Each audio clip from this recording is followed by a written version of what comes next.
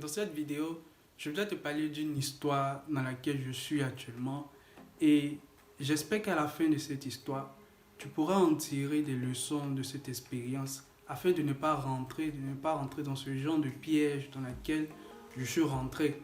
Et j'aurai aussi besoin de tes conseils à la fin de cette vidéo afin de pouvoir résoudre ce problème. Si c'est ta première fois d'être sur cette chaîne, mon nom c'est Loïc Amel Nguessan. Je suis étudiant en Chine actuellement et à travers mes vidéos, je veux te partager mes expériences que j'ai eues étant au pays, aussi mes expériences que j'ai en Chine et aussi par le commerce, l'entrepreneuriat que je fais actuellement.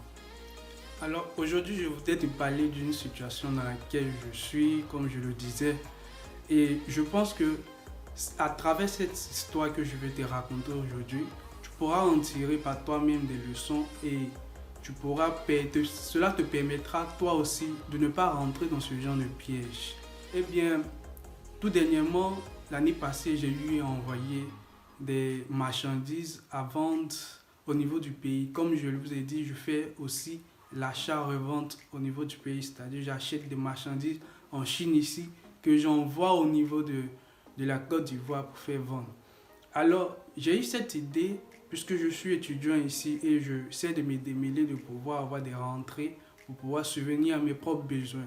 Donc, j'ai eu l'idée de pouvoir faire un commerce avec une amie au niveau du pays, dont je tairai le nom, afin de pouvoir elle l'aider là-bas et aussi moi m'aider, c'est-à-dire elle pourra vendre les articles et me permettre d'avoir des sous et elle aussi pouvoir avoir des sous. Du coup, j'ai envoyé une marchandise à vendre au pays et une fois le colis arrivé au pays, elle a eu à vendre ça avec une de ses camarades, comme elle me l'a dit, avec l'une de ses camarades. Et disons que lorsqu'elles ont eu à vendre les marchandises, les dames qui ont eu à prendre les sacs, elles ont eu à prendre des mois pour pouvoir les vendre.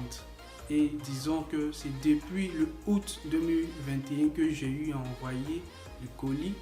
Et jusqu'à présent, il y a certaines personnes qui continuent de verser de l'argent. Jusqu'à présent, ils n'ont pas encore fini de payer les marchandises. C'est ça les aléas du business. Parce que les gens, ils vont venir prendre les affaires avec vous, mais ils vont prendre le temps de pouvoir payer, d'acheter la marchandise en question, l'article en question. Et ça souvent qui ralentit les business. Et comme moi, j'aime beaucoup me diversifier dans un peu tout, alors c'est pas seulement avec cette dernière que j'ai eu à faire ce commerce.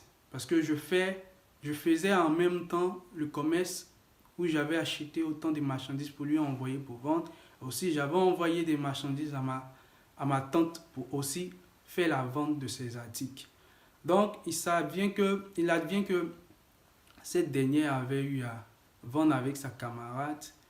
Et bon, pour que l'argent rentre, ça prenait du temps jusqu'à présent. Et à un certain niveau où moi-même j'ai demandé à ce que l'argent qu'ils ont pu recueillir de leur vente, c'était prévu qu'à la fin de la vente, chacun ait son pourcentage. C'est-à-dire, moi j'ai fait le deal avec elle, où elle aura son pourcentage et moi je vais prendre le reste pour pouvoir continuer l'activité. Mais vu un peu comment l'activité partait lentement, j'ai dû même, disons, arrêter le business avec elle et je disais qu'après ce business, il fallait que je puisse utiliser cet argent pour faire autre chose. C'est-à-dire, je voulais investir ça avec ma tante parce que avec ma tante, lorsqu'elle vendait, ça allait un peu plus rapidement. Du coup, j'ai vu qu'avec elle, il y avait un potentiel où je pouvais plus continuer que de continuer avec l'autre. Mais il advient que cette dernière, elle a eu à vendre avec sa camarade en question. Et maintenant que je demande à ce qu'elle puisse me donner l'argent qu'elles ont eu à vendre comme article, c'est devenu tout un problème parce que cette dernière, moi j'ai confiance en elle, disons à 70%. Moi je ne mets pas ma confiance à quelqu'un à 80-90%, même les parents. Parce qu'on est tous des humains, on peut faire des erreurs et autres. Du coup, j'avais ma confiance à 70% en cette personne. Du coup, moi, je ne peux pas penser que quelqu'un puisse me faire un faux bon, en fait. Mais avec la personne avec qui elle a eu à faire les ventes, cette dernière, c'est elle qui a eu à faire plus de ventes que ma camarade avec qui je faisais en fait l'activité. Mais il advient que cette dernière, sa camarade en question, qui devait maintenant donner l'argent, elle disait que les clients avaient pratiquement presque fini de payer. Maintenant que moi j'ai besoin de l'argent pour investir dans un autre truc, elle maintenant prend le temps de pouvoir donner l'argent. On lui dit d'envoyer l'argent pour qu'on puisse utiliser pour faire autre chose. Elle prend son temps, elle nous embobine à chaque moment en nous disant que aujourd'hui je vais envoyer. Aujourd'hui devient 2 jours après, on l'appelle, je vais envoyer. Une semaine, je vais envoyer. Jusqu'à on est parti sur 1 mois.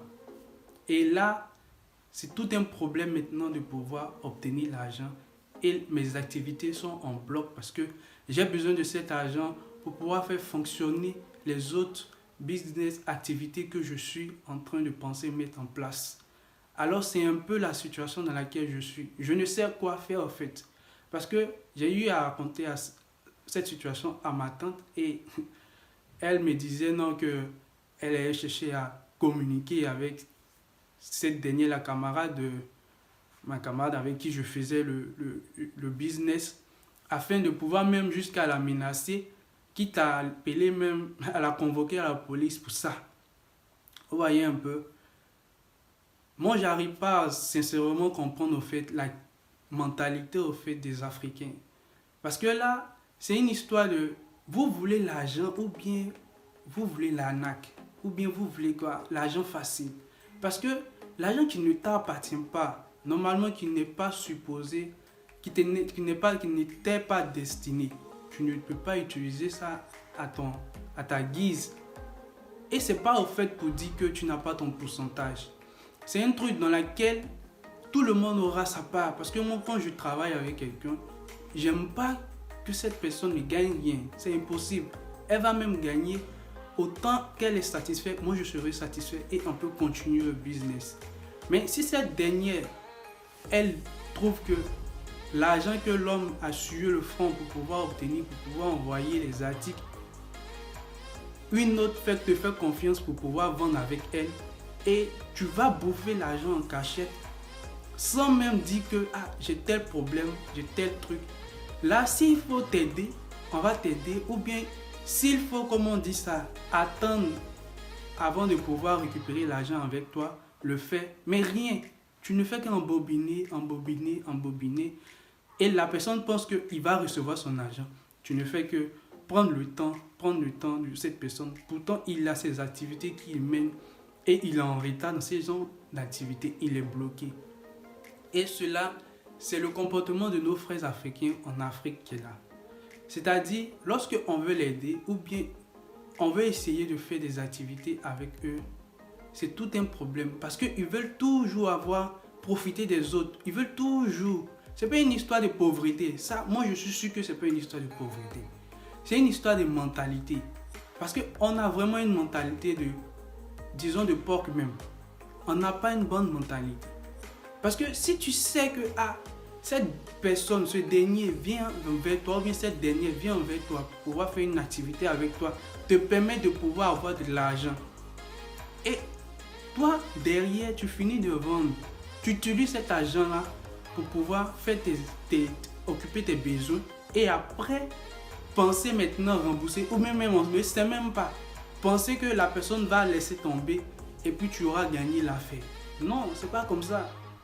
Parce que moi, je pense que ces gens de personnes-là, comme le disait un jour lorsque je regardais la vidéo de l'un des entrepreneurs que je suis, s'il faut même, si c'est 10 000, s'il faut même emprisonner la personne, mais faire quelque chose par nos moyens contre cette personne pour qu'elle puisse payer ce taxe, il faut le faire. Il faut le faire parce qu'avec ce genre de mentalité, on ne pourra pas faire avancer l'Afrique. Je pense pas.